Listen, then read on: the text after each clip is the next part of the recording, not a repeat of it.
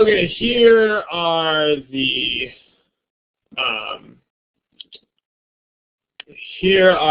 topics for today. Okay, I've just disabled your guys' ability to move things around on the whiteboard because people are moving things by accident. No, I usually just disable it because people are, you know, with 40 people in here.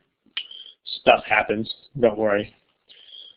Okay, so the deal here is that some people have made a few questions about parallelism in the submissions. I owe you this from a long time ago, the placement of helping verbs in comparisons. I'm not sure how many of you guys have attended large numbers of these things, but this is a topic that we've had on the menu a couple of times and haven't really had time to get to it. And then a couple people submitted questions about references of relative pronouns, like the pronoun which. If we get to this topic, if any of you were here way back in the day when we had the first study hall, we did some of this in that very first study hall, but at the same time, a lot of you probably weren't here, and there's no recording of that one, so. Okay, before we get started though, I have one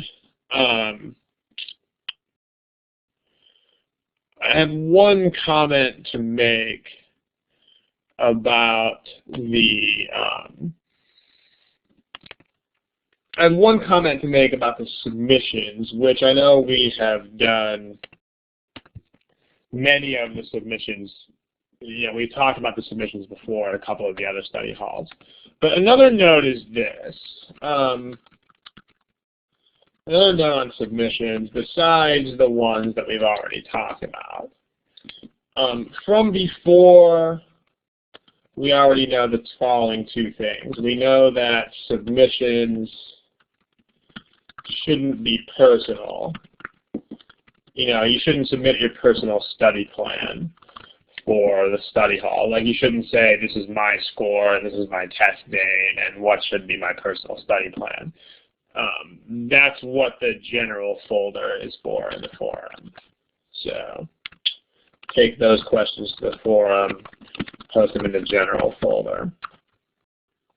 And then also from before, we learned that you should try to make submissions so that they are not too general and not too specific. So if you,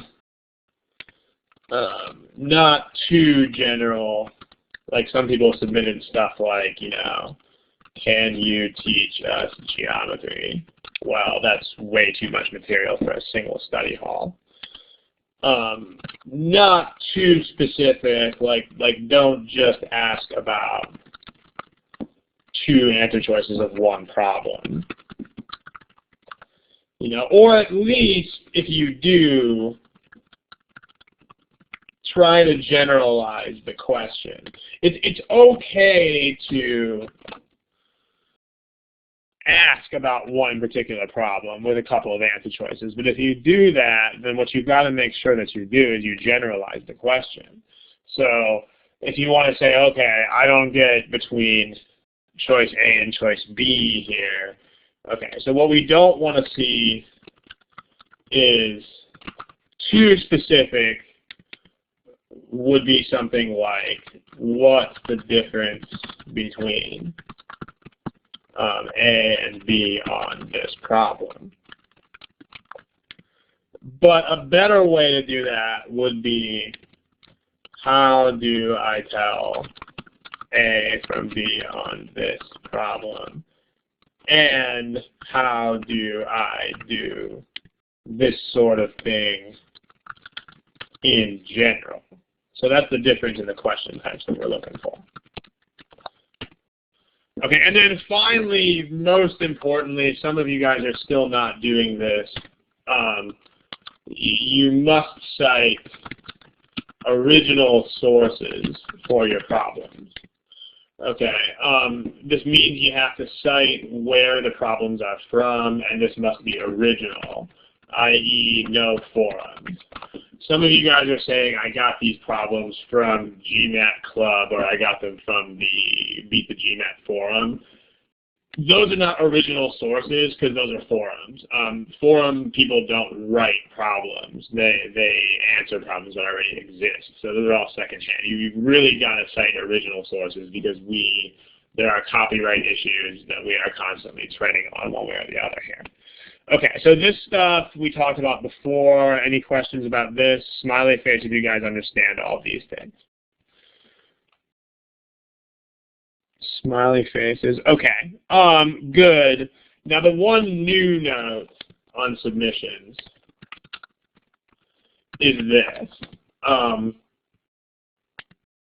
This is the Manhattan GMAT study hall. Okay, we all know that. But the point of this study hall is meant to be an addition to our 9-session course. Okay, therefore, with that in mind, we are not going to do study hall topics with a significant overlap with 9-session course topics. This is significant because some people are submitting questions that would otherwise be good questions, but are basic enough and fundamental enough that they are in our 9-session course. And so we would rather have you take the 9-session course for that sort of information. For instance, one submission that was submitted today is, can you do an overview of reading RC passages? Well, that's not a bad question. I mean, this is a nicely scaled question. I mean, it's a question that is decently like a study hall size topic. I mean, this is a good question, but it's already the main thrust of a couple of our lessons in the 9-session course. So the idea being that this is meant to be, the study hall is a courtesy. It's completely free. It's meant for two reasons. The first thing is it's meant to be an add-on to what is already there as far as the 9-session course. I know a lot of the students in here have taken our course already, so it's meant to enhance the experience that those students have.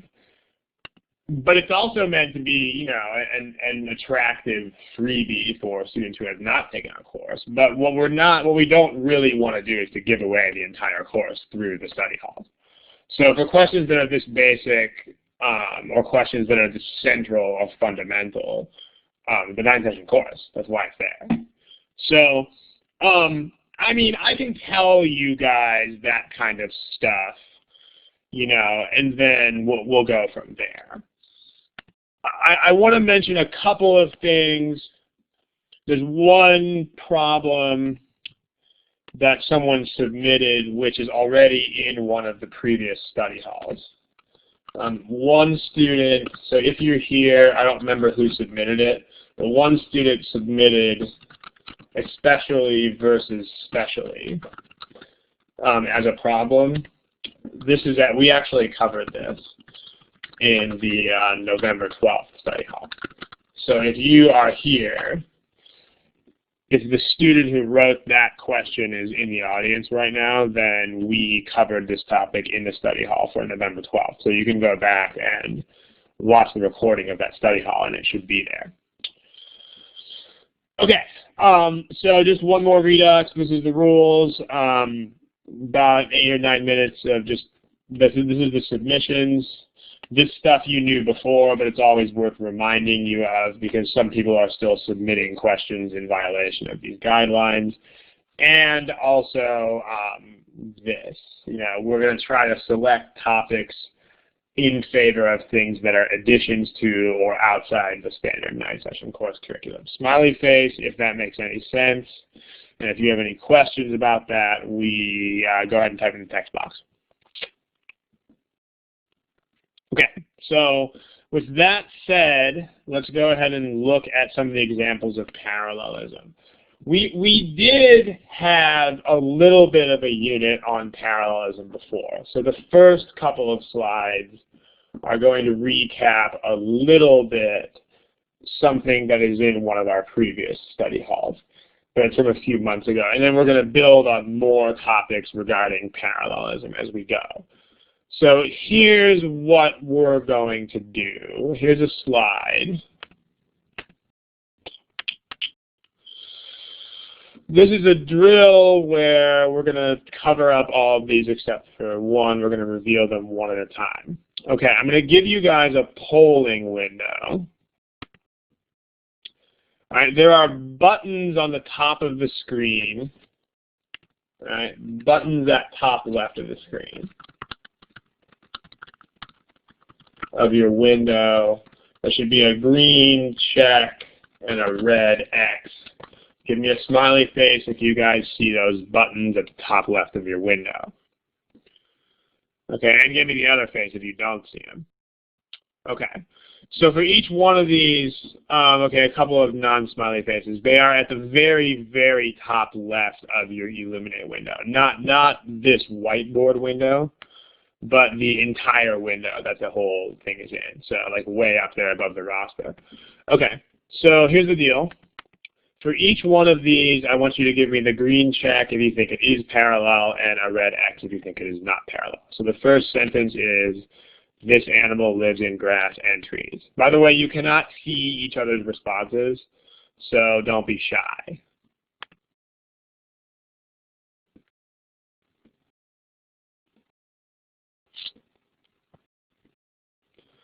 We're going to give you all the answers a little bit later.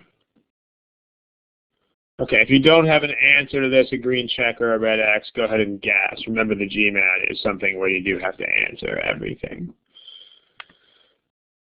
Okay, the results of that one are right here. Mostly in favor of green check. Let's make that kind of small. All right, here's the next one. I'm going to clear out your responses. Give me a green check if you think that's correct, and give me a red X if you think that's not correct.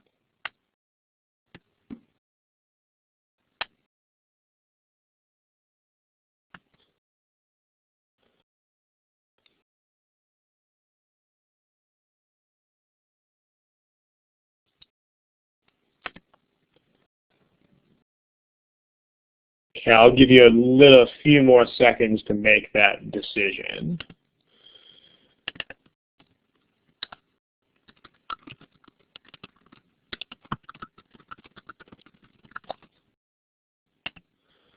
Okay, here are the results of this one. A little bit, kind of the same percentages. So you guys are mostly, again, thinking that this is parallel. All right, clear your responses. What about that one?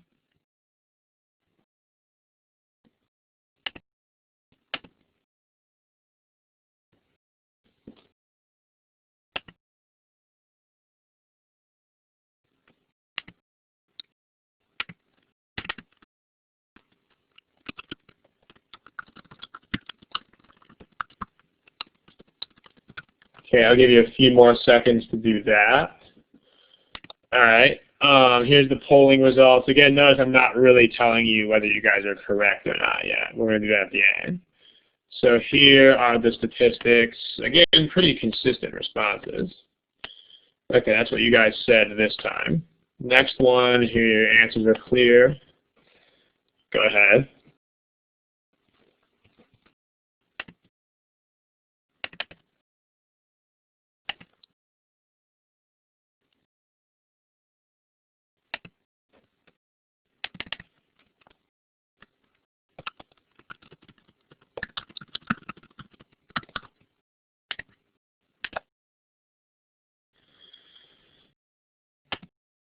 Okay, go ahead and take another couple seconds to do that if you guys need to.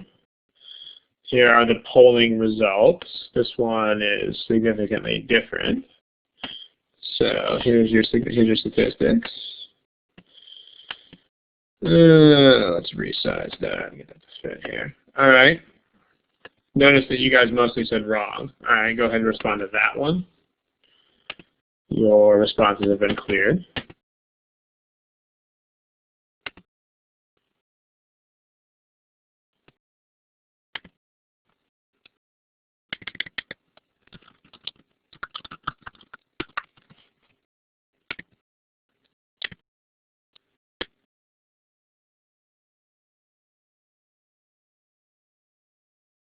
Take another couple seconds to respond to that if it's necessary.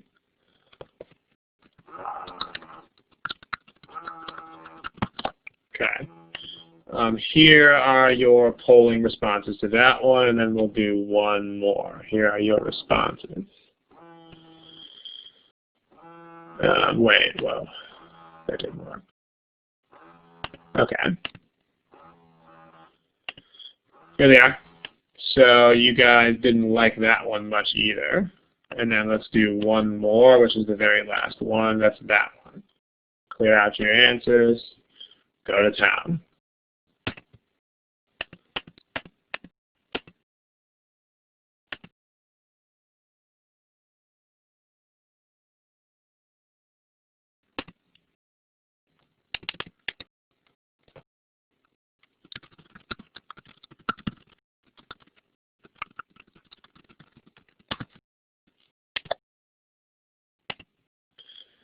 Okay, almost done here. Let's give you like 1 more, 2 more seconds if you need it. And okay, here are your statistics results. This one overwhelmingly you guys liked. Okay, so the good news is that the crowd here was absolutely correct about all of these. If you take the majority responses, you guys got them all right. So let's do the quick rundown. Again, everything agrees with what you guys put. So these first two are actually both correct. The animal lives in grass and trees, the animal lives in grass and in trees, both correct. We'll discuss these in a second. And then this is correct. This one is also correct, the very last one. And then the other two are incorrect. Let's discuss why really quickly. This is a little bit of a review if you've been to our previous study halls, so it won't take a horribly long time. But review, remember that parallelism is marked by signals, which are usually words but sometimes punctuation, such as commas. Okay, and then the words that follow these signals must be included in parallel structures. So let's look at these 4 first. In the text box, go ahead and type, what are the signals in these 4 sentences? Which, there's no punctuation, but which words are signals in those?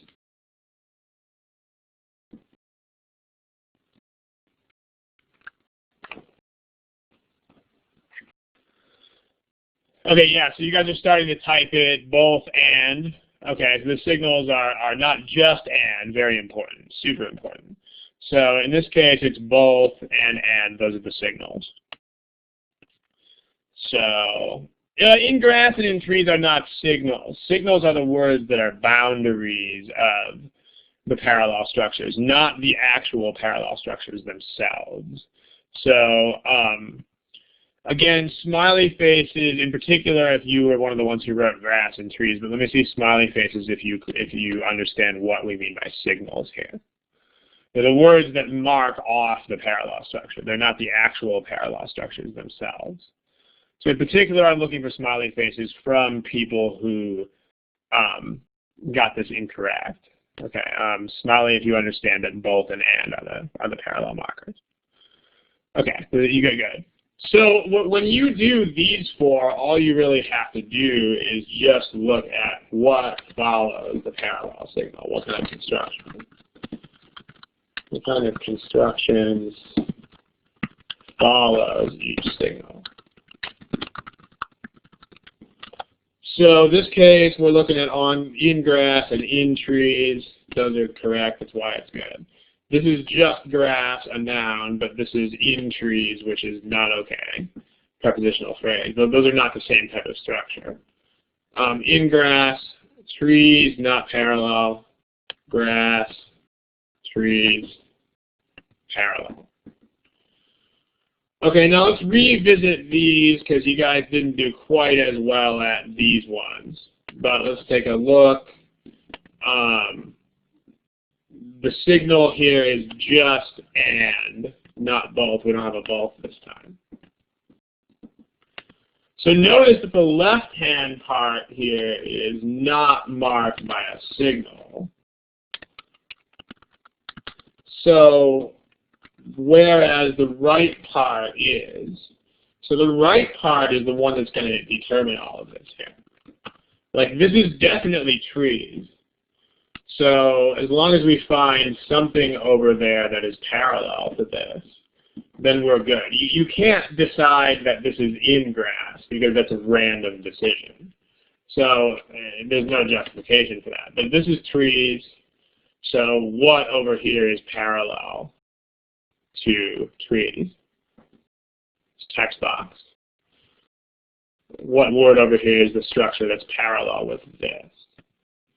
Yeah, just grass. So what we do is we just pick that out of there.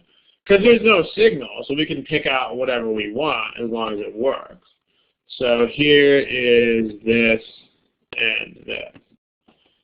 All right, notice that here this is in trees. We just go pick out in grass.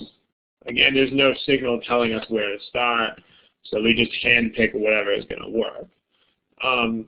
One more problem that's going to be correct, just to show you how this works. I mean, the left-hand structure is just sort of arbitrary. But if I say something like this animal lives in grass and forages in trees, or this animal lives in grass and forages in trees. Same thing, it still works, because here's your signal, and it marks off forages in trees. So in this case, which one is the parallel structure over here? Text box, please.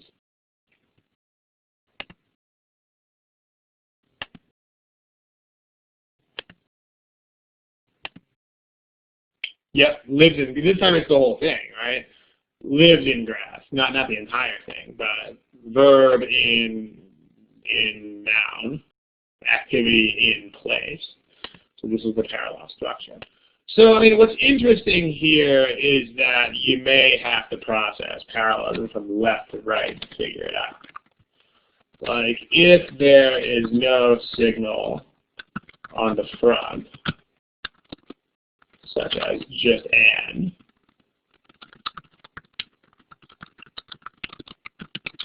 or, then you need to figure out the parallelism from right to left. Very strange, but the right-hand one is the one that's marked, the left-hand one is not. So you can't pick a random structure out of the left. You have to go from right and then find what goes over here.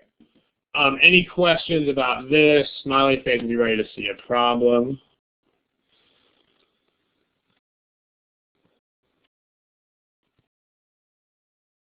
Okay, good. Let's show you a problem. Here's the problem. I'm going to give you, again, please use the buttons that are on your screen. This time there are A through E buttons on the top. Do not type your answer on the text box. You know, same place you saw the green check and red X. Okay. I'm going to give you a timer. Again, you guys can't see each other's responses, so no reason to be shy. I'm going to give you about a minute 45 for this problem. I'm going to give you about a minute 15. This problem's not that long.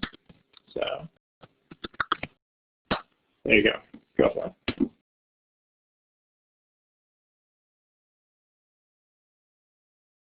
We need some answers, please. Remember, it's the GMAT. On the GMAT, there's no such thing as abstaining from a problem, so please give me some kind of answer. Okay. So we have a few different answers being chosen here. In fact, some of you are choosing, at least one of you has chosen everything. So here are the statistics. We're kind of all over the place. One person didn't answer the problem. The other person listed as none is me, because I don't answer the problems myself. So here are the statistics. Clear majority in favor of A. It's not a majority, it's a plurality, but we have the crowd favorite is A. What are the signals in this sentence? Go ahead and tell me in the text box, please. Not just or. A couple of you are just saying or. Some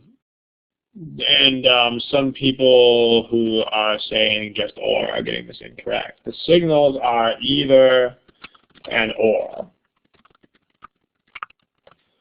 So let's block those off and let's see what we're looking at as far as parallel structures goes. And remember, when you look at this type of parallel structures, that this is two signals. So these are going to be like the last four sentences on our last slide, where you basically just have to look at what follows them and see what it is. So for instance, when you had both and, after both, if it was in grass after both and in trees after and, you were good to go as far as parallel structure. But if it was just grass against in trees, then that's not okay. Those are different types of structures. So let's take a look. After the either here, we have electronic books. After the or, we have downloadable copies. You got to go back up to the question stem and read that part. Are those parallel, yes or no? Go ahead and just type yes or no in the text box, please. Those are definitely parallel. Electronic books, downloadable copies, both nouns with adjectives tagged onto them. This is as electronic books, but then that's just downloadable copies. That's a problem. If this is as electronic books inside this parallel structure, then you're going to have an as over here too, and you don't.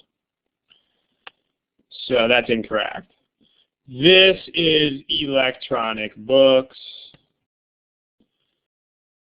and as downloadable copies. Again, you can't ignore this as here. This is an automatic inclusion because it follows a signal. So these aren't parallel either. The structures in D are the same as they are in C. This is just electronic books, but this is again as downloadable copies. So that doesn't fly.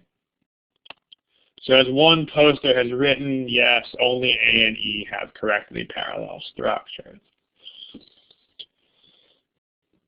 So in this case, the difference between A and E is pretty subtle. So if you picked E, I can see why you would. But A is a little bit better as far as the modifier. The problem is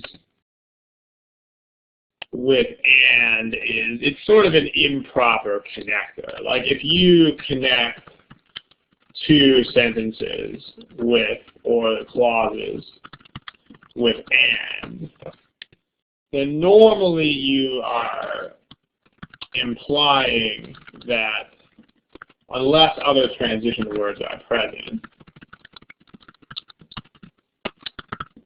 that that these two ideas are independent of each other.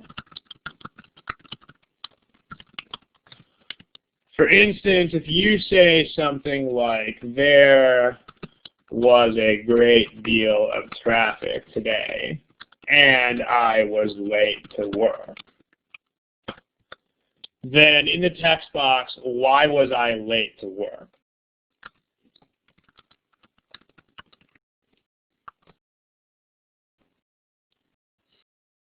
Wait for a couple of responses. I was late to work because I'm late. Yeah, no, I mean, sure, I suppose that's always true.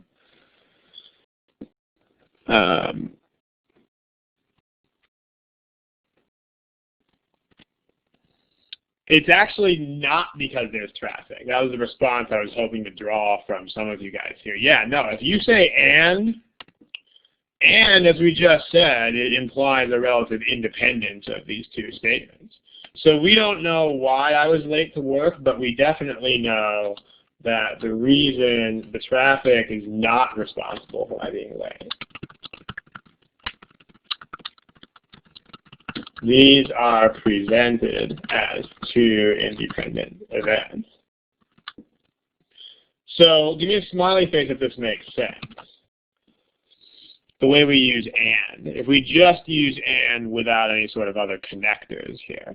The reason why this is tough, ironically, this is probably harder for people who are native speakers of English. Because when people talk, they just say and a lot of the time. People overuse and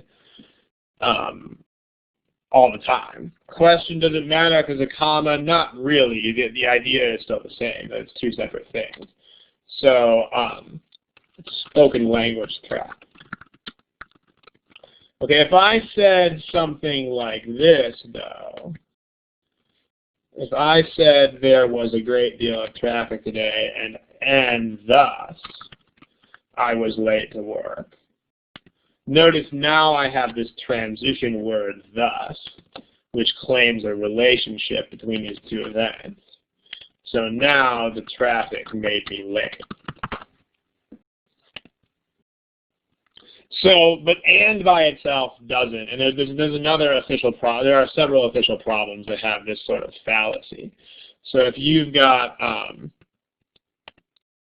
you also got this sort of thing where there was one problem, I think it was number, I want to say it was number, it's in the first edition verbal review.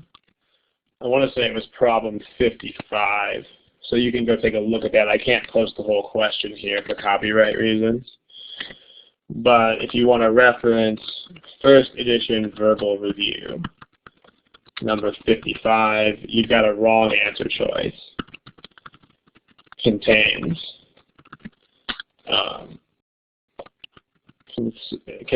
this sort of misused and. So you can go take a look at that problem if you like. Okay, but the main point of today, without getting too far distracted, too far gone on this side thread here, the main point of today is that the parallels, is that you know how to use the parallel structure. So, all right, you guys ready to move on to some new topics of parallelism? Smiley face if you are. Again, type questions in the text box if you've got them. Okay, I see one face that said no. That's one face. Unfortunately, one face out of about 35 or 40. So, I mean, if you have questions, you can type those questions in the text box, and I'll try to answer them in line. But, yeah, works to be, that's a good question. Let's address that real quick. Works to be sold. This is an idiomatic sort of construction. When you use an infinitive in this sort of way, noun plus no, comma, plus to be verbed. This implies that this is going to happen to the noun. So if you have desserts to be eaten at tonight's meal, then those are desserts which are definitely going to be eaten at tonight's meal. So same sort of thing here. These are works to be sold online. Those are works that are definitely, the selling online is definitely going to happen to those works. Those works are going to be sold online. So that's this kind of construction that you can also memorize if you like. That's a good question. Thank you. Smiling face if you guys understand that. And we'll move on to something new. Smiling face if that makes sense. And other face if it doesn't. And we'll take a look at the sum total of smileys versus others. Again, if you guys have questions, go ahead and try to type them into the text box so that I can answer them in line. Because if we've got like 20 smileys versus 2 non-smileys, then we can't really pause the study hall. So go ahead and ask your questions in the text box. Okay. I see a couple people typing. I'm not sure if you're typing about this problem, so I'll wait a few seconds to see. And then we'll move on to something new. For both and sentence construction, are they both grammatically correct? Yeah, I mean, Spanish, sure. I mean, I know some Spanish. I know a little bit of Catalan. I mean, I know how these things work in other languages. I mean, if we had 30 people here who spoke Catalan, I could give you guys some nice examples. But, yeah, if you do speak a different language, though, you might want to try to relate it to your own language. Joe, I'm not sure what you meant by that. So, I'm not sure what you're asking is what grammatically correct. So if you want to retype that question, go ahead. Let's move on, and I'll try to address that as we go. So, okay, here are some new things. Tell whether, again, I'm going to give you the red X and the green check. So again, please don't answer these in the box or on the screen because everybody will see that. But red X equals no. Green check equals yes. Okay, tell if that one is properly parallel or not.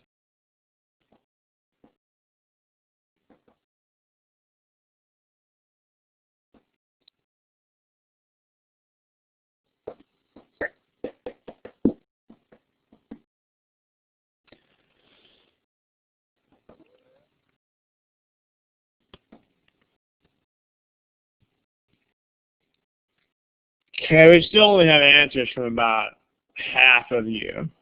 So you can take a little bit longer here, and that's all right. But let's try to get an answer to this. If you're not sure, then go ahead and guess.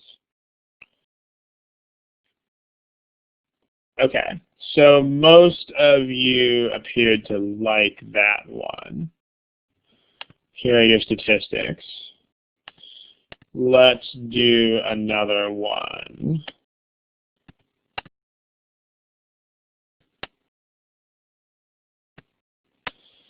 All right. How about that? I'll go ahead and clear out your answers.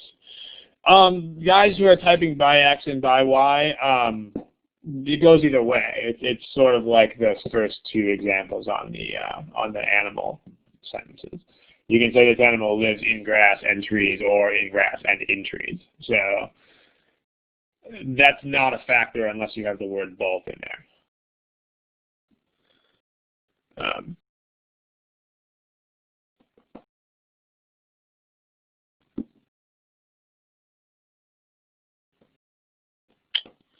Okay, everybody give me something. Try to in the next like 15 or 20 seconds here.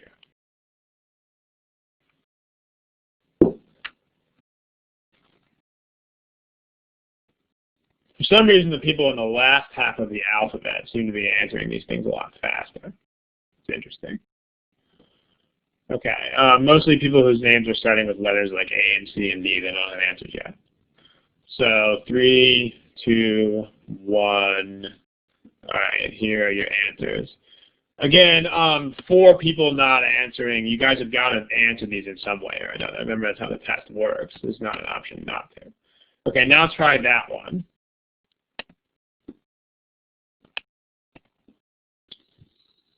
Green check if you think it's correct. red X if you think it is not correct.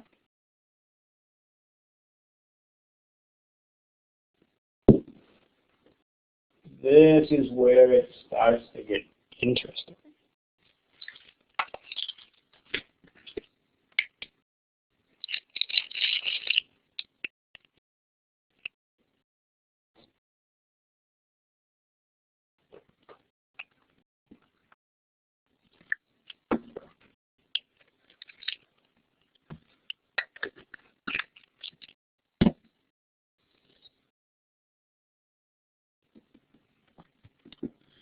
Okay, here are your answers. Pretty even on this one. Now what about that one? Green check if you like that. Red X if you don't.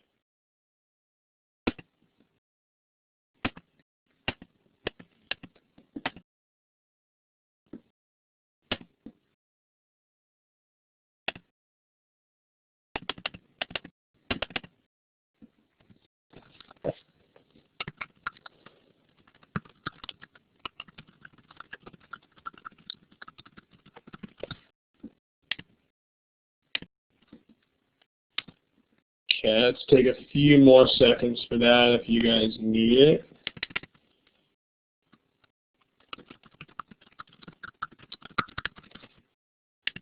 Okay. 5, 4, 3, 2, 1, boom. There's your statistics. So again, the crowd is actually right about all 4 of these again. Although, as I fully expected, these 2 here were relatively uncontroversial, and these 2 here people had a little bit of a harder time with. So I'll give away the answers here, and then we'll have a little discussion of this. All right, this one is parallel. This one is not parallel. This one down here is parallel. And then the third one is actually not parallel. So what's interesting here is that, right, so where Ben's comment is starting to anticipate where we're going with this. Before we get into this, we're going to leave this slide alone for just a second. And no, Ben, that's fine. I mean, we're segueing into that discussion anyway, so it's actually a pretty nice transition. Let's go to probably one of the most basic non-parallel sentences. Here's a really basic non-parallel sentence.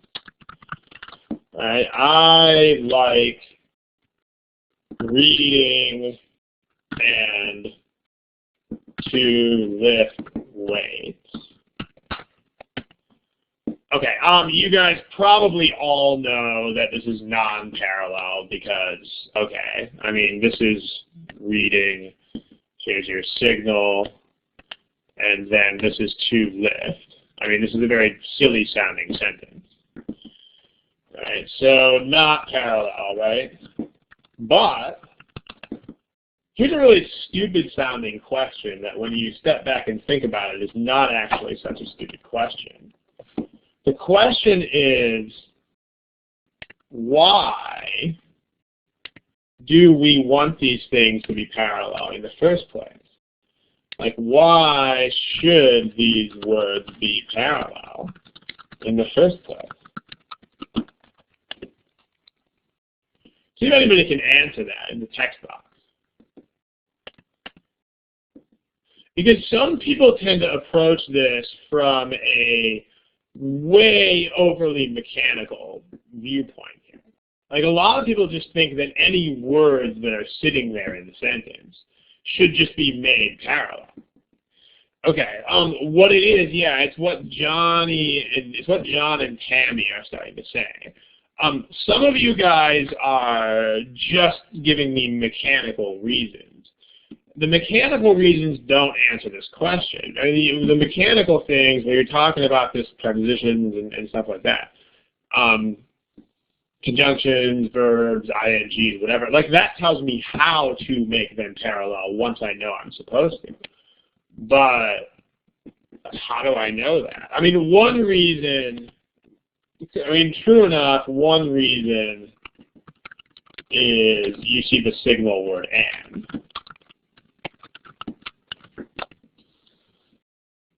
But the problem is and doesn't tell you that that's the left-hand side. So it's because the big reason they should be parallel in the first place is because the ideas are parallel. Okay, make sure you guys know this. Like, parallel structure is not just some random piece of grammar that you guys have to memorize. Okay, it's not an idiom, and it's not anything especially unique to the English language. Okay, like, the point is that we are talking about two ideas that are in exactly the same context. This is one thing I like to do, and this is another thing I like to do. That's why we want these to be parallel in the first place. And this is underappreciated by a lot of students. This is the reason why these two elements should be parallel. In other words, the big takeaway for you guys here is this.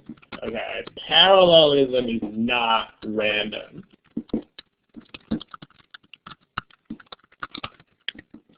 Okay, you can't just pick random words out of the sentence and make them parallel. You shouldn't make structures, or at least you only want structures to be parallel if the ideas represented by those words are parallel. So this is super important. All right, does this make sense? Smiley face if you guys understand what we're saying here. Because, I mean, in this sentence, it's really not that hard because there are only two ideas in the sentence. But when we go back to the sentence that we were on, which is this one, now this makes all the difference in the world. Because, okay, here's a signal. All right, what's the signal in this sentence? Someone's asking when the meaning overrides the mechanical parallelism. That's not what's happening here. It's not that one of them is overriding. It's that you have to use meaning to figure out which words are supposed to be parallel in the first place. It's not an override. It's almost like switching it on and off. Like if you have two words that are not related, then you don't care if they're parallel. So in all of these, the signal is exactly the same. What's the signal? Go ahead and type in the text box. The signal is, by is not a signal. That's not something that signifies parallelism. By is just saying this is how the student does this, but that's not a signal. The signal is just and. So what we know is, remember, we know the right-hand parallel structure. I mean, by the way, guys, when you guys ask things like, do we need to understand the context, the answer is pretty much always, yes, you need to understand the context. I mean, you guys, language is this living thing. It's not just a machine. Like, you guys definitely have to go into this realizing that context is going to play a role. I mean, we do have people who are, mostly people who are engineers, and because they are engineers, it's understandable that they have this mentality. But the mentality is basically, I'm going to try to just completely treat everything in the language as mechanical. And you can't really do that. I mean, a lot of it you have to use meaning to make these decisions. So notice the right-hand structure is automatically included. So writing hints, I mean, these things that follow and, these are included because they follow a signal word, because they follow and. So something must be parallel to this. Give me a smiley face if you guys understand that. Because this follows a signal, something somewhere must be parallel to it. Because it's behind an and. That's the power of the signal words, is that they point out things. But the question is, you don't know which one unless you ask. All right, this is a method of cheating. So where is another method of cheating? So what in this sentence is another method of cheating? Text box.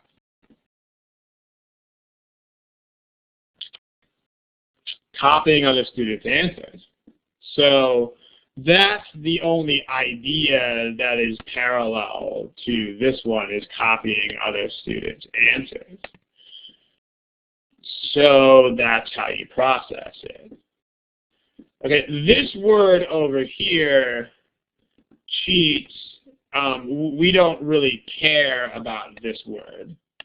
We don't care if it's parallel or not. Like, this idea is not parallel to any other idea.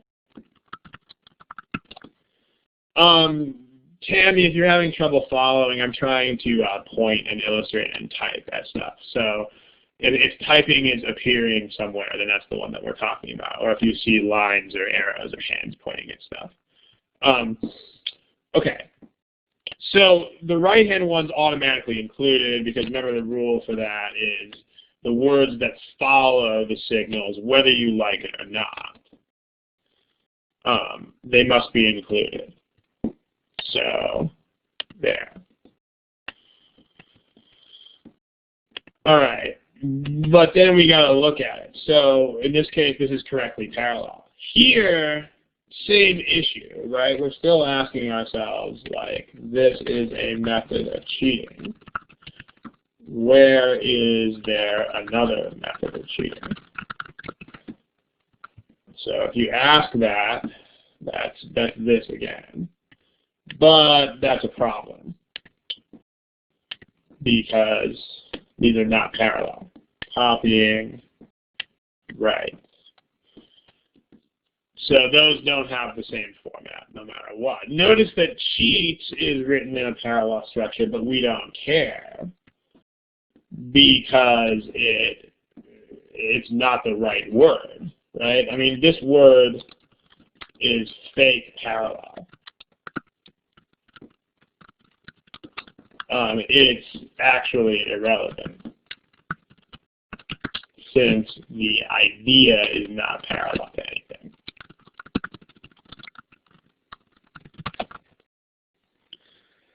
So, yeah, I mean, cheats on exams, this is a large-scale action. These are two small-scale actions that are a type of this.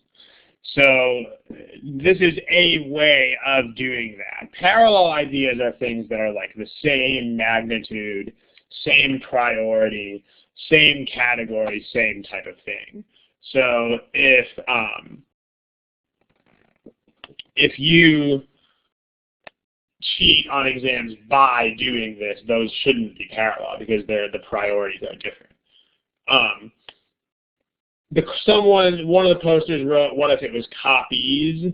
I mean, if this was copies and writes, those would be parallel, although then this kind of grammar over here would be obnoxious. Like, you'd have to correct this, because you couldn't say by copies. But if you were just looking at the parallelism and it said copies and writes, then yeah, it would work just fine. Okay. Mind you, the ideas in the second question are exactly the same as the ideas in the first question. They're both sentences in which these are the ideas that are parallel. Okay. Does everybody see at least what's going on here? I don't know how to pronounce the name. I think it's Chitrangada. Still the wrong kind of question to ask. You're still trying to ask purely mechanical questions. And what I'm telling you is pure mechanics is not going to cut it here. It is impossible to figure these out with pure mechanics, because you have to figure out what ideas are parallel to what other ideas. It is absolutely impossible to use mechanics here only. Because one thing you guys will notice, I mean, the mechanics of number 1 is exactly the same as the mechanics of number 3. They're identical. So the grammar of these two sentences, 1 and 3, is exactly the same. But one of them is right and one of them is wrong because of meaning. The grammar of 2 and 4 are exactly the same, but one of them is right and one of them is wrong again. So yeah, I mean, that's why you guys read the prompt in the first place, because the prompt lets you figure out what the sentence means. But I mean, we do have people, and again, I mean, it's the engineering way of approaching stuff, so it makes sense that people would approach the problems in this way. But unfortunately, it doesn't work. I mean, you can't just approach all of these as mechanical structures, because they have meanings that they're trying to convey. So, okay. Next one, stealing food is automatically the right-hand structure. So, what is that? Well, this is something, you know, I mean, this is this is like an overall bad activity. Generally bad thing that the student does. So where is there another generally bad thing? Well, this is the other generally bad thing, cheat on exams. Copying other students' answers is a lesser priority. This is how the student does it. But the two things of equal priority here are cheats on exams and steals food. And so these are the two things that should be parallel, because these two are equal priority. Like, these are the main activities, and that's a sub-activity.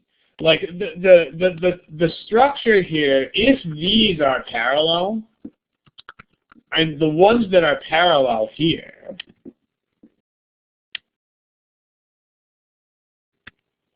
like you've got copying and stealing. If those are parallel, then we are saying that both of them are methods of cheating. Because if you read these, this also, guys, this also works the other way around. Not only should parallel structures be parallel meanings, but if you put words in parallel, then you are giving them parallel meanings. So if you don't want to do that, that's a really, really bad thing to do. Like in this case, if you had, so steals is the next sentence, so we'll get there in a second. But if you said copying and stealing, then both of those have to be ways of cheating. You know, you're saying by doing this and doing that. So it's almost like processing it this way.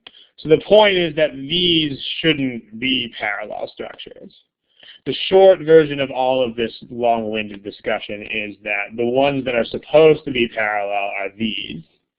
Stealing and cheats, those are not parallel. These, which are parallel, creates the impression that these are both ways of cheating on exams. Because they are put in parallel, we're saying they're the same meaning. So you got to use meaning here. I mean, in this case, this is exactly what we want to do. If you go back to number 1, grammar is the same. To the poster in the text box, the correct version of the third one is the fourth one. So we're going to get there. This is exactly what we want to do here. Like, these are parallel and these are supposed to be parallel. These are both ways of doing that. The student cheats on exams by doing this and doing that. Here, though, it's a lie. The student cheats on exams by doing this and doing that. No, wrong. Smiley face if you guys get the idea here. And again, you know, big smiley face. I know you can't make it any bigger, but big smiley face if you understand that mechanics here is not good enough. Very big deal. Okay, for a lot of you guys, this is going to mean a complete change in the way that you think about this exam.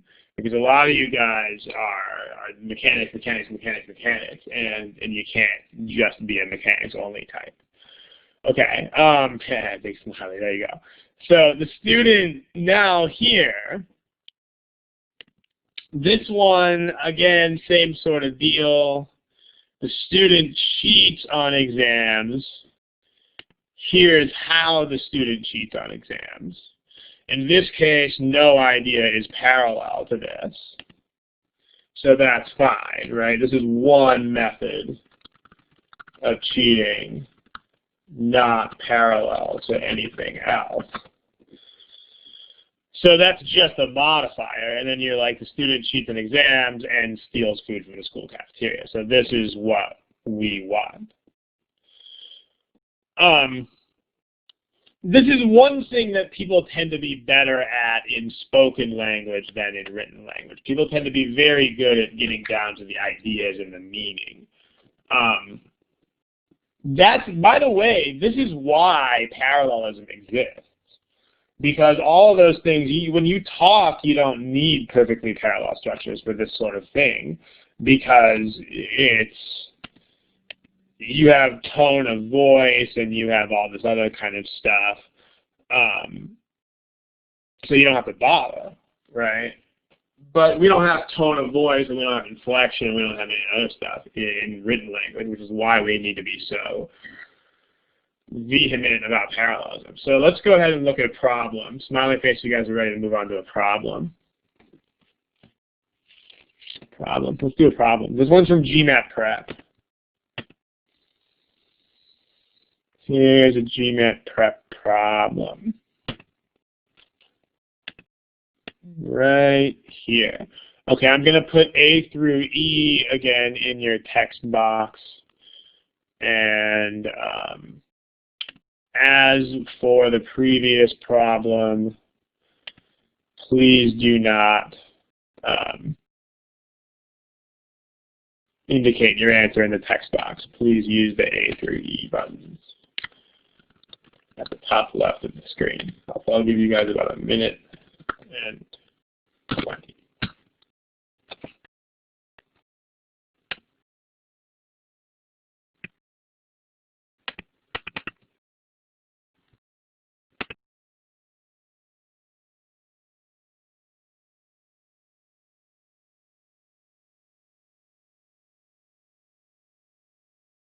Okay, everybody please try to answer this thing.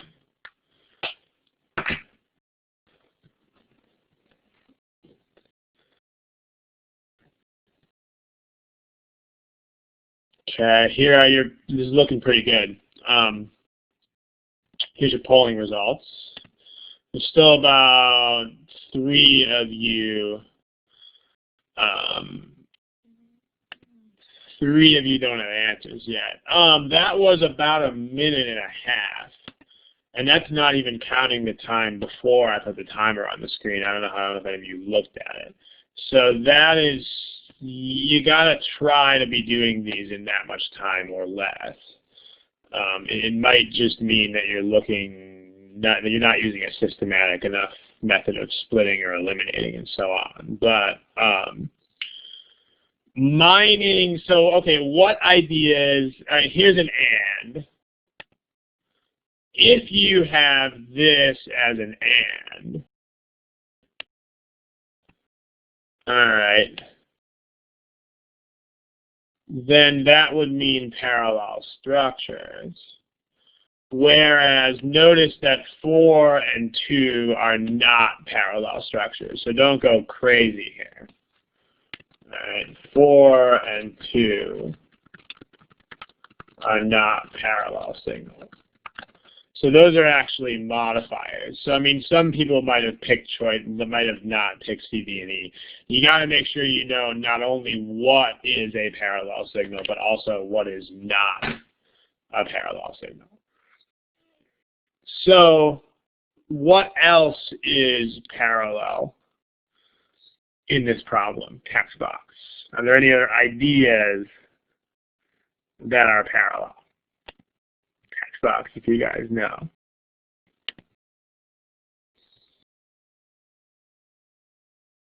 Notice here's another signal, this green thing. Yeah, so we've also got generating electricity and heating.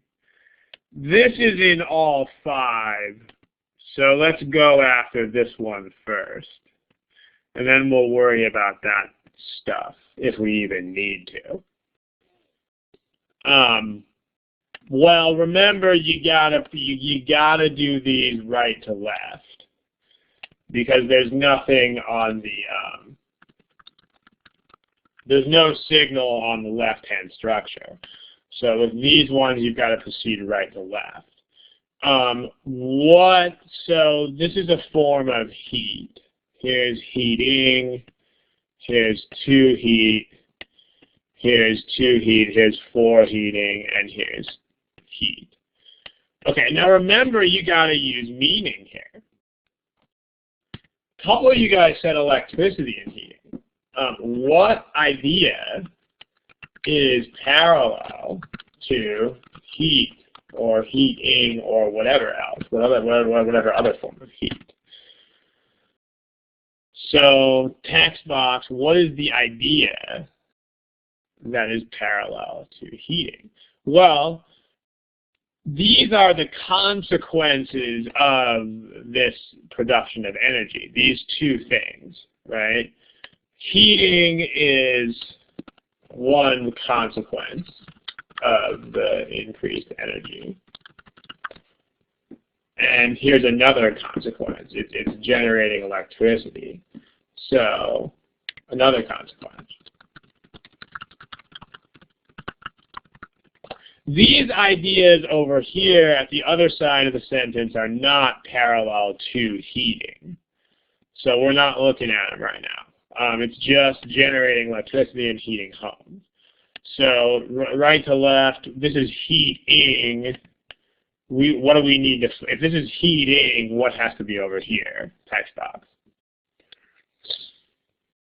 This has got to be generating. So that doesn't work. This is not generating. So this is out. This is to heat. We need to generate, not to be generated. So that doesn't work. It's not wrong because it's passive voice, by the way, in case any of you guys out there are thinking that. There are plenty of contexts in which the passive voice is just fine. But the reason why this is actually incorrect is because the subject of this verb would have to be electricity. So you'd be saying electricity was being generated and electricity was heating in homes. I mean, that's not what we're doing. This stuff is generating electricity and heating homes, not being generated and heating homes. So those are not the parallel ideas. To heat and generating, for heating and for generating, yes. And heat would have to be generate, that's not generate. So we can eliminate actually everything but D, just based on the right-hand parallel structure. Any questions? Smiley face if that much makes sense. I mean, this is mechanical. I mean, okay, like the deal is Yeah, I mean, you can't get rid of it because the whole idea of parallelism is a mechanical idea. But like, yeah, evaluating parallelism is still a mechanical procedure, and it always will be.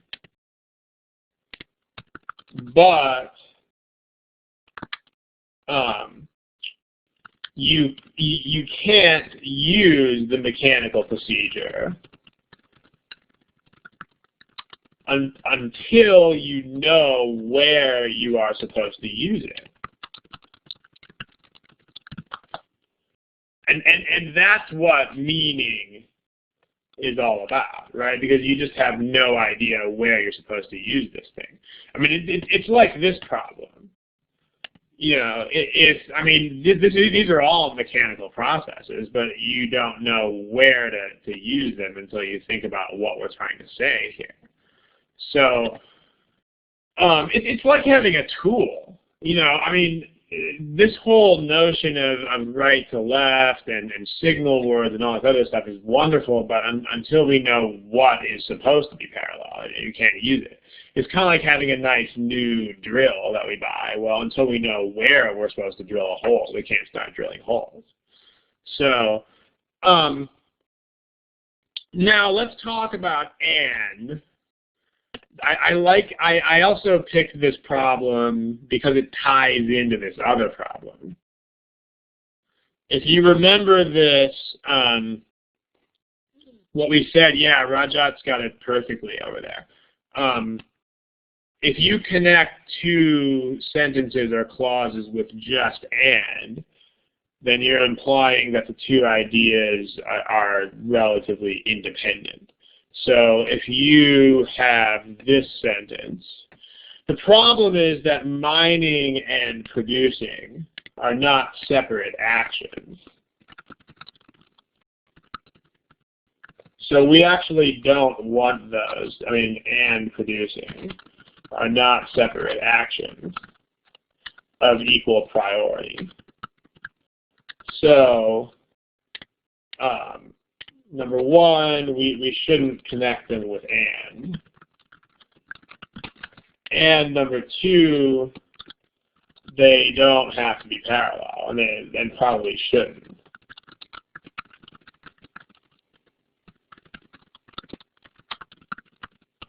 I mean, instead, the relationship here is that this is the purpose of doing that. Those are not parallel notions.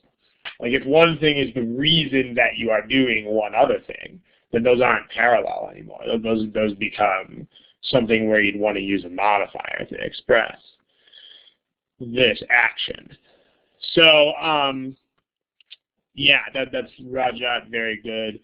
And lastly, don't forget, someone's asking whether enough for is a modifier. It must be, because it's a correct answer. This problem is official. Like if you ever see anything in an officially correct answer, then it's correct. End of story. Okay. Let's look at something else.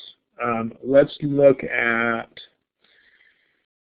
helping verbs. We only have about 13 minutes or so, so let's skip to this topic about helping verbs. We always have, for some reason, always way less time than I expected it to be. Okay, let's, smiley face if you guys are ready to move on. I don't see any questions being typed in the text box, so let's do it. Here's a problem. This is it looks probably a little bit blurry on the screen. This is from our exams. This is from the Manhattan test. So, in case any of you are wondering about the source, that's from the MGMAT test.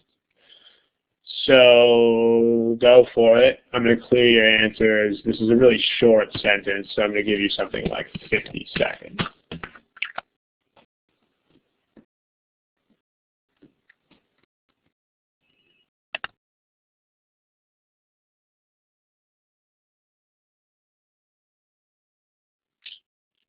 Okay, yeah, the underline, you guys are correct. The underline, that's a good point. So I'll give you a little bit of extra time because the underline is wrong. That's where the underline is supposed to be. So, okay, I'll give you about 20 or 30 more seconds. Thank you. Good call.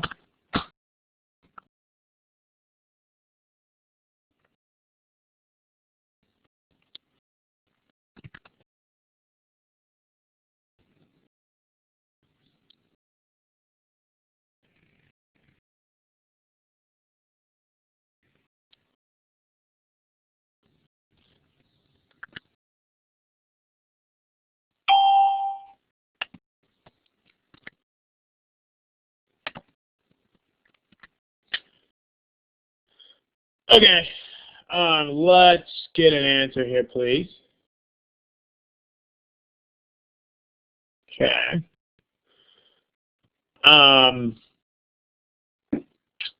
3, 2, 1, go ahead and indicate something. If you don't have an answer, that's Vishal, Raja, Chi, Trangata, Danielle. If you don't have answers, give me something. Okay, here are your statistics. Again, if you guys are not answering these things, you've got to answer these things. So here are the statistics. Most of you are picking D and E. So the other ones, I'll just give you the quick executive summary of how to eliminate them. If you can't say more with as, so this is wrong, and you can't say termites does, because termites is plural. And then you also can't do the most with than. There are other things wrong with a couple of those, like, I mean, significant homes is also a problem, but that leaves us with the last two. So let's try this. Let's talk about these helping verbs situation. Well, we're going to come back to this in a second, this slide. We're going to decide that. How about this? I'm going to give you 4 sentences.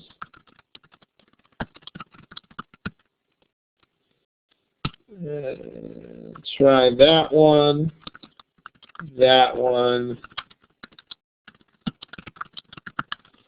this one,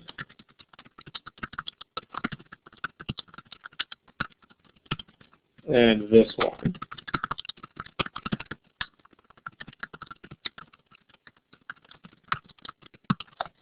Okay, let's do this with the green check, red X method. So let me give you that. Here are those. Okay, give me a red X or a green check for just whether these are okay or not. First one, we should be able to do this pretty quickly, like maybe 10 seconds or something each. I can run faster than my brother.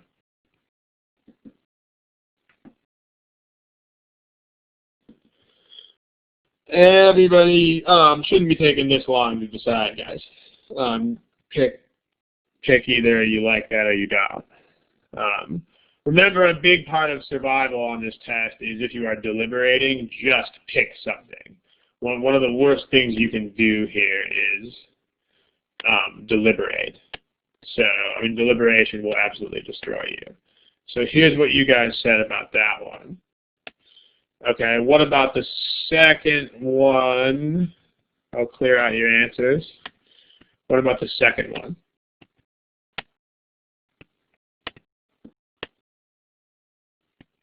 Remember, 10 seconds tops, guys. Just pick something. Let me know if you think it's okay or not. Not the kind of thing we want to be staring at forever. Okay, here are the polling results there. A couple of you guys aren't answering these. Remember, the GMAT is a test where you have to answer everything. So you definitely want to get into the rhythm of answering everything that is thrown at you. Okay, what about the third one?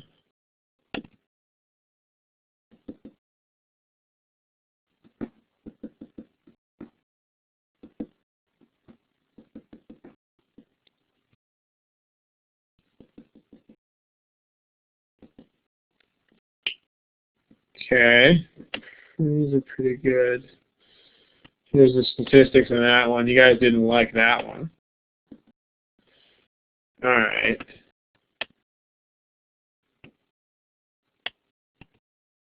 And then, what about the last one?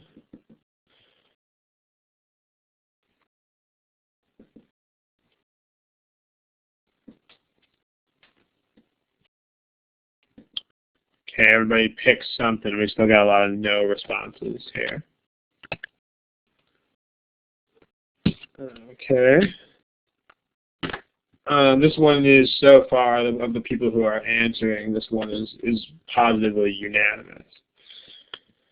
That's good. All right. So now, again, the crowd is right. The crowd is correct about all of these again. So notice that either of these works, these two that are up here. But in this case, the first one's not okay. Text box, does anybody know why the first one is not okay? And before you start typing, let me give you a hint. It's not a grammar issue, and it's not an idiom issue. So it's not anything to do with grammar or idiom. Remember, some of you guys are still typing things that are grammar and idiom. Some of you are still typing things that are like parallelism and stuff like that, or comparison. Comparison may be depending on what you mean by that. Yeah, this is an ambiguous meaning, right? This could mean two things. This could mean I know more about Shakespeare than my brother knows about Shakespeare.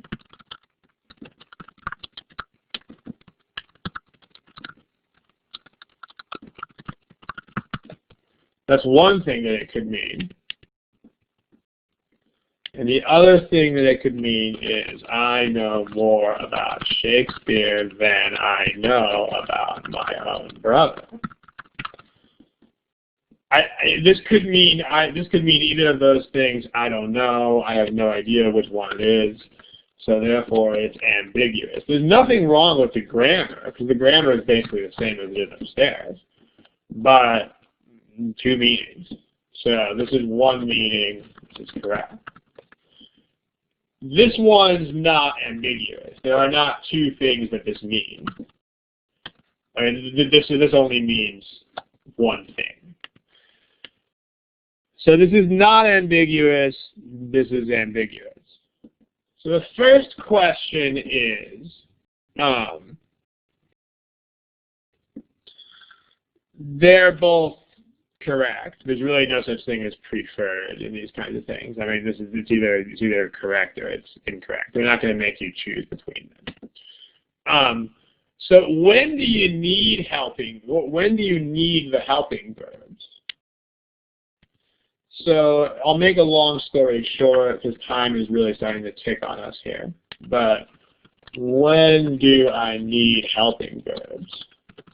In the second half of a parallel construction. Well, the first time that I might need such helping verbs is, if they are required by two parallel signals, such as like both, and, or either, or, etc. That's not what happens here. What happens here is if I need that helping verb to resolve ambiguity, i.e., to take a sentence with two possible meanings, or more than two, but that's going to be rare, and reduce to one meaning. So smiley face if you guys understand this stuff on this page, why these are both fine, why these are not both fine. Okay, so what we're going to talk about is where does the helping verb go? So in this case, there are actually two, and then we'll come back. Well, we're going to come back to this problem in just a little bit.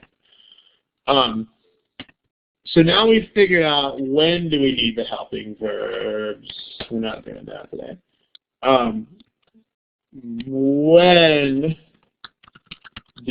Where rather do we put the helping verb? Okay. So now, remember, I know more about Shakespeare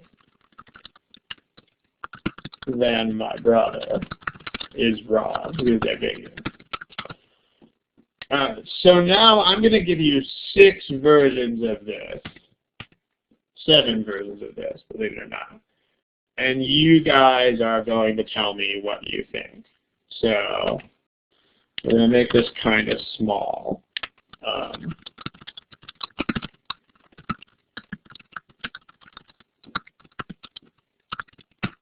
Okay, we're going to edit this. You're going to see some magic copying and pasting here. Bam, bam, bam, bam, bam, bam. Okay, and then we're going to make this, right now those all look the same. Yes, they do. But we are going to make these 7 different things, and then you guys are going to vote. Okay, this one we're going to put here. This one we're going to put here. This one we're going to put here.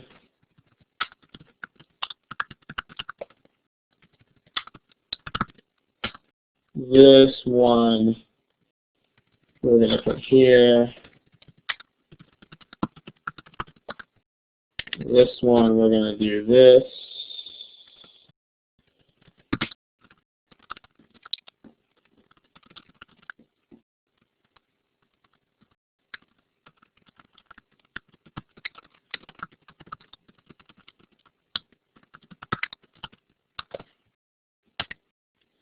Let's do the magic copy and paste with that one. Be faster. Okay. And then we're going to correct these two to this one and this one. Okay, let's go through these. They're all the same sentence with different modifications, so let's see if we can bang through this. Red X, green check. First one.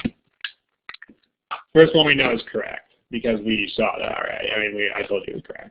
So sorry, forget the first one. I mean, we know the first one's right. Second one, green check, red X. Second one.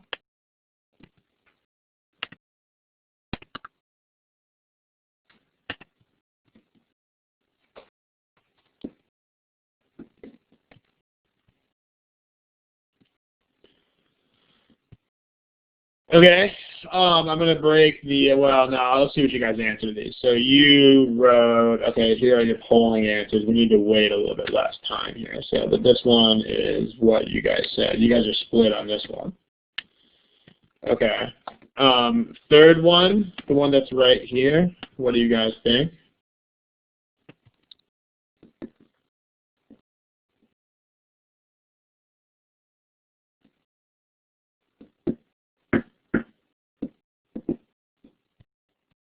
Okay, this one's pretty, you guys are all on the same side of the fence here. So you guys, all right, that's the result there. Next one.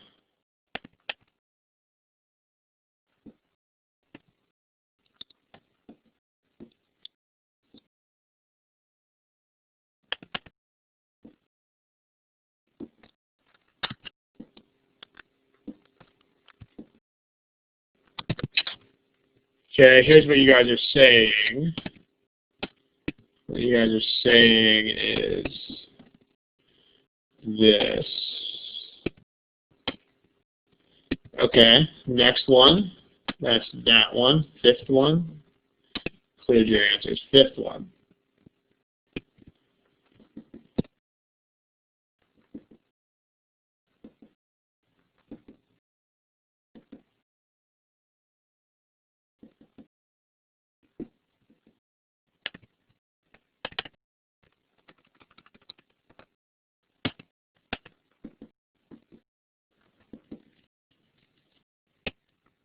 Okay, let's vote on this, guys. Fifth one. Here are your statistics.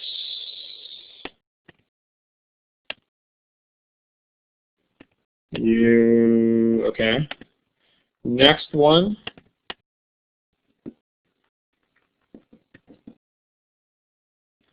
Okay, your answers are clear. Next one, sixth one.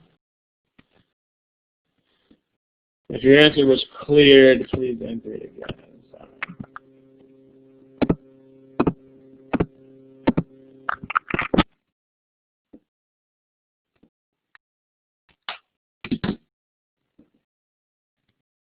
Okay, a lot of you are still blank on this one. Give me an answer, please, because we got to wrap up in a couple of minutes. All right, here is what you have on that one. And then the last one.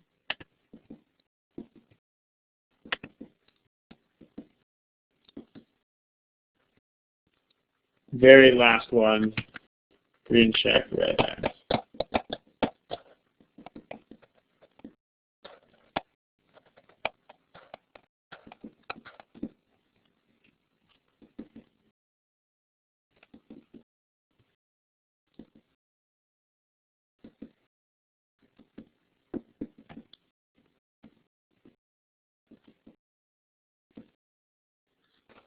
Okay, there's still a lot of blanks here. I mean, you guys need to give me some kind of vote. But, alright, here is what you had to say. Here's what you said. Okay, let me give you the verdict here. The verdict is that one's correct. This one's correct. This one's correct. Right. Well, I got an X in my hand, so this one is definitely incorrect. This one is correct. This one is absolutely correct. And this one is, I'm going to use a minus sign for, it's not totally wrong, but it's considered awkward. So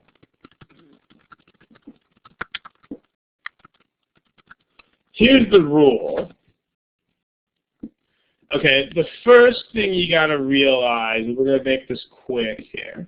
The first thing you got to realize is that helping verbs can totally precede their subject. Okay, in parallel constructions, they do all the time. You got to make sure you know this construction. So helping verbs can precede their subject. You just, whether you like it or not, if you're thinking spoken language, you're not going to like it. But give me a smiley face if you guys understand this. It's totally okay to write, then does my brother. Okay, smiley faces if you understand that. Not if you like it, just if you get that it's okay. All right. My highly educated brother, that doesn't change anything. So these are both correct. So the deal is that adjectives placed before the noun, adjectives or modifiers placed before the noun don't change anything about this. Same thing with that one. If does my brother is fine, then so is does my highly educated brother. It's just adjective. Now, here's where it gets hairy. All right? If you've got a following modifier. Okay, first of all, you don't want to separate a noun from a noun modifier. You can't place a verb between a noun and a noun modifier. So this is not a helping verb error. This is just, you can never do this. If you've got something like a comma which or a comma who or any of the other noun modifiers that are in class 6 or that are in the strategy guide as noun modifiers, you can't put verbs here. You can't say my brother does, comma who or which. Smiley face if you guys understand that. That's just not something that you can do. Okay, so big smiley. Now here's the deal. When the noun is followed by a modifier, you just move that polling out of the way. When the noun is followed by a modifier, you should place helping verbs before the noun and modifier.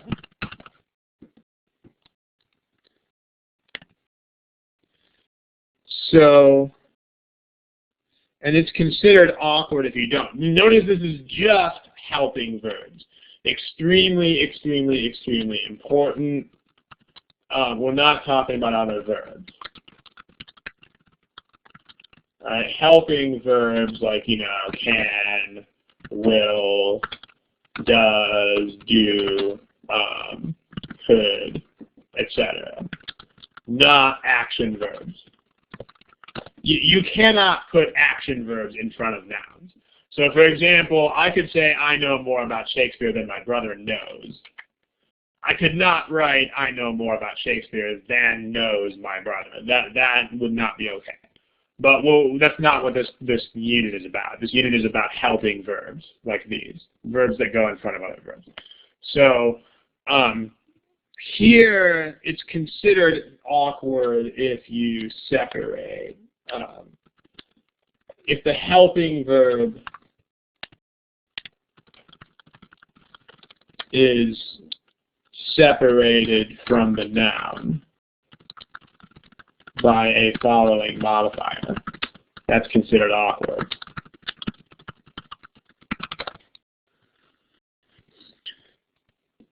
So that's the problem with this one.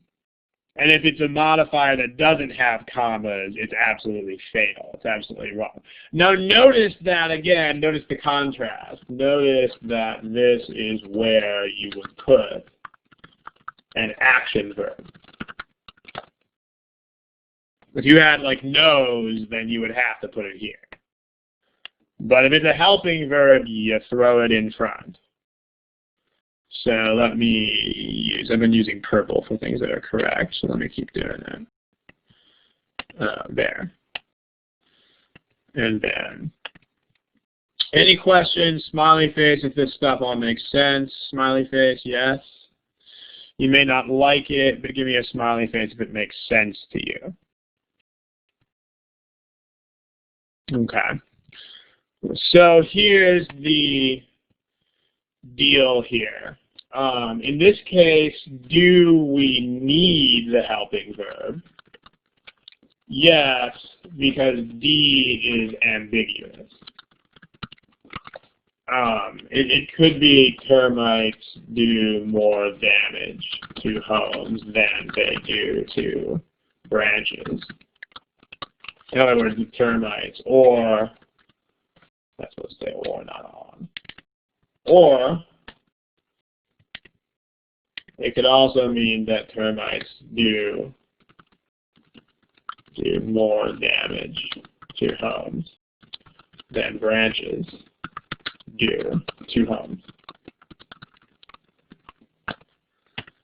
We don't know. So we need the helping verb. So that's enough. I mean, that's enough that you can get rid of D. But if you look at E, branches from trees is a noun plus a following modifier. So if you look at that, that's the kind of thing that you have to put your helping verb in front of. That's like my brother, comma, who has never taken a class in British literature or whatever I wrote. So in E, the helping verb is placed before branches plus the modifier from trees as required. Then let's use your helping verb. That's where it has to go.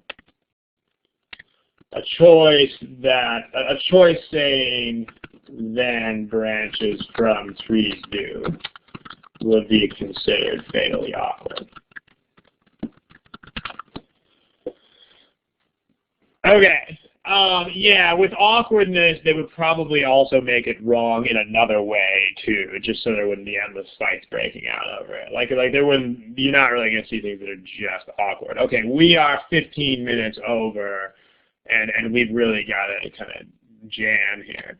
So let's. I mean, if you guys have things in the text box super quick that I can answer in like 30 seconds, then we can try that. Otherwise, we gotta fly here. Okay, so we're going to stop the recording.